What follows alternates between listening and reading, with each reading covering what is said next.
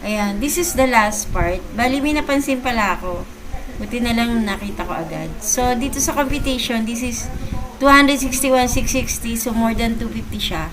So, ibig sabihin, meron pa rin siyang konti lang naman na tax. So, copy-paste ko na lang yung may 250. Ayan. So,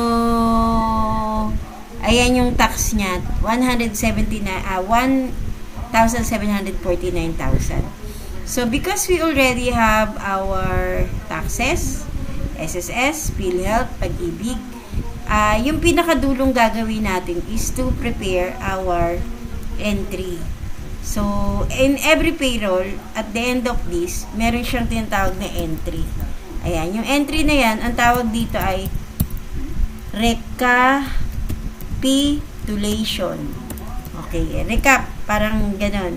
So, entry number 1 is we have our gross salary. So, ilagay mo dito, debit salary expense.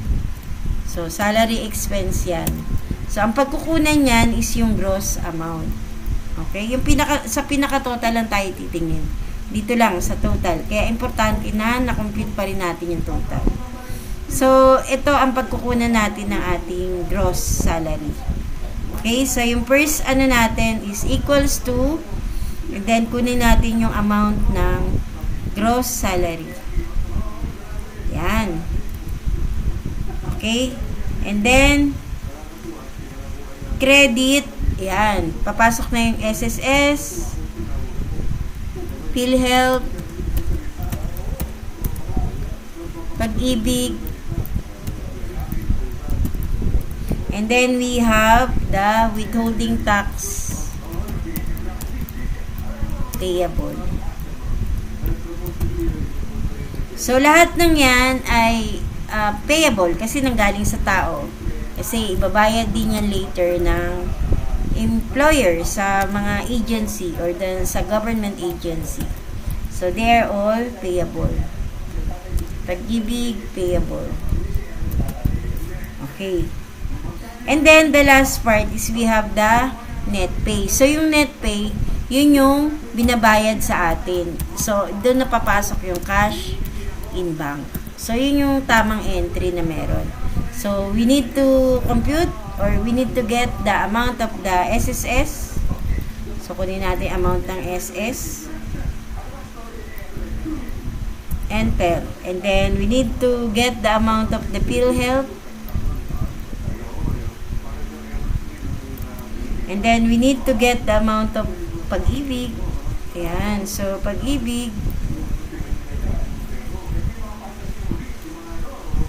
And then, we have the withholding tax payable. So, kukunin din natin yung gross amount ng withholding tax. Ayan. And then, afterwards, we need to get the amount of the net pay. Doon papasok yung ayan. Net pay is our cash in bank. Kasi yun yung lalabas na pera. Okay? So, I hope naintindihan nyo yung discussion regarding sa payroll. And this one involves the withholding tax payable. So, ibig sabihin pala, before you compute the payable, maraming dadaanan kasi part yan ng sahod ng tao or part yan ng deduction ng tao. Okay? Kaya, kailangan tama yung computation na meron tayo kasi once na naging empleyado na tayo, so yung computation na yan yung ginagawa ng mga payroll master or yan yung ginagawa ng HR bago maibigay sa atin yung ating salary. Okay? So, this one is to record salaries of Magnolia. Ayan, Magnolia Incorporated for the month of March 2026.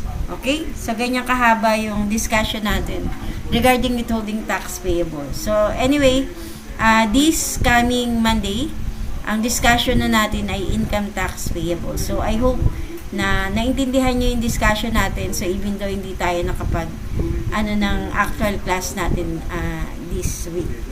Anyway guys, good evening and good luck sa atin regarding this discussion.